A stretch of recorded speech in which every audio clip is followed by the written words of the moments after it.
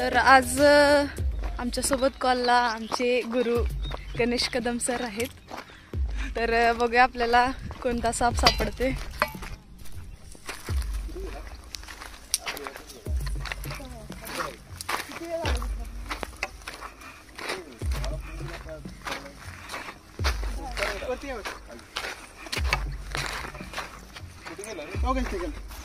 पाणी कसं सोडणार तू? मी दूर करायला दूरचा का उपयोग नाही. दूरचा का वर जातो पाच जायचं जाणार की कुठे गेला पाणी पाहिजे. इथे गोल आहे आणि त्याची गोल का इथे गोल आहे तिथे गोल तिथे शिपूट दिसले. कुठं इथनं जाताना दिसलं का? हो नाही इथनं गेला तिथे गेला तिथे हो.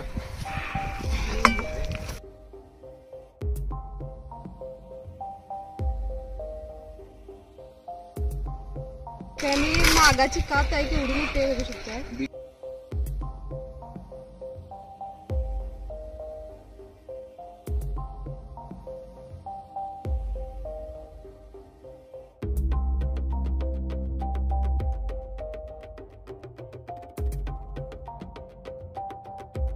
मध्ये बसणार नाही.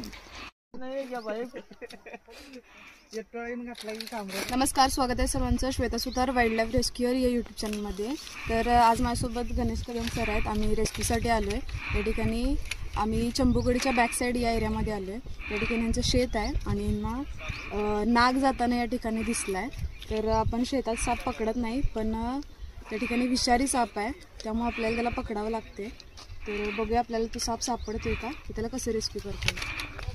तर या होलातून जाताना त्यांना दिसलाय. आपण पाणी सोडून बघणार आहे. या ठिकाणी कात पण सापडले त्यांना. बघू शकता केवढी मोठी साईज आहे. कातीवरनं नागाची साईज अंदाज येऊ शकतो. तर या ठिकाणी स्केलवरून कळते की हा नागाचीच कात आहे. ते नाव कसं तुमचं? अरविंद दिवसे. हे तुमचं शेत आहे ना? तरी आपण या ठिकाणी त्यांच्या शेतामध्ये आलो. आम्ही आता पाणी पाजत असताना आम्हाला मोठा हा नाग दिसलेला आहे. तर त्यांनी शेतात काम करत असताना त्यांना साप दिसलाय. संध्याकाळचं आम्ही पाणी पाजायला येतोय आणि संध्याकाळचं कसं आम्ही लाईट ते आम्ही बॅटरी ते दिसत नाही. अचानक काहीतरी झालं तर मग काय करायचं म्हणून जास्त बोललेले. तर यामुळे आपल्याला या ठिकाणी साप पकडावा लागतो.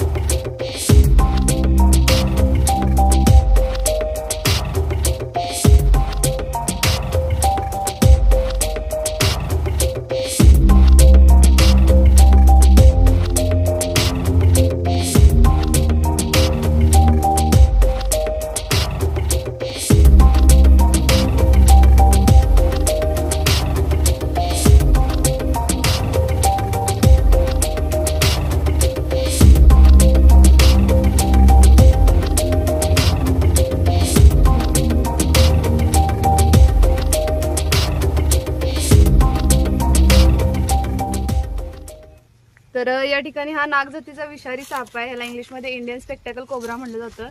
साईज पण एकदम मोठी साईजचा सापडला या ठिकाणी. याच्यात न्यूरोटॉक्सिक नावाचा विष आहे, जे आपल्या तंत्रिका प्रणालीवर आघात करते आणि याच्या फण्यावर जो हुडमार्क आहे त्याला आपल्या ह्याच्यासारखं आहे, म्हणजे चष्म्याच्या आकारासारखं त्याच्या पाठीमागे असते. त्यामुळे याला इंग्रजीत स्पेक्टॅकल कोब्रा असं म्हटलं जाते. याचे शास्त्रीय नाव आहे नाजा नाजा. याची डोळ्याची बाहुली ती गोल आहे आणि फुल साईज हा साप आहे आणि यानं कात पण आता सोडले, म्हणजे हा पूर्ण हेल्दी साप आहे. तर चला तर आपण या सापाला आता लगेचच पॅक करूया आणि या सापाला आपण वन विभागाकडे जमा करणार आहे.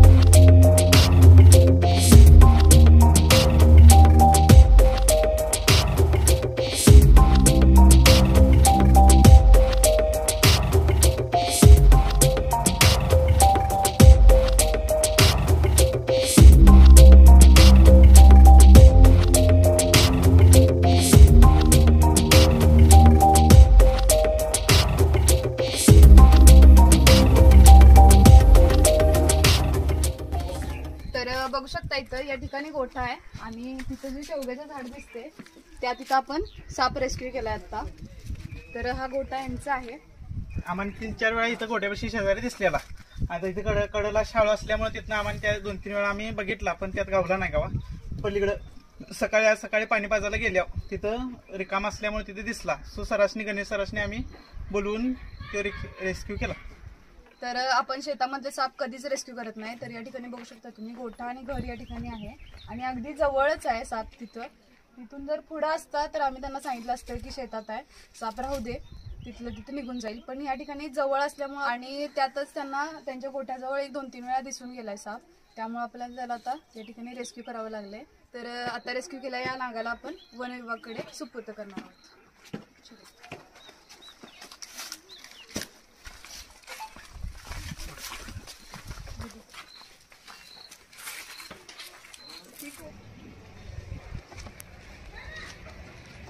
तर आता आपल्यासोबत वन विभाग रेस्क्यू टीमचे प्रमुख प्रदीप सुतार सर आहेत आणि त्यांचे सहकारी मतीन सर आहेत. तर आता रेस्क्यू केलेला नाग आपण त्यांच्याकडे सुपूर्द करत आहोत. तर तुम्हाला व्हिडिओ आवडला असेल तर व्हिडिओ लाईक, शेअर आणि सबस्क्राईब नक्की करा. थँक्यू.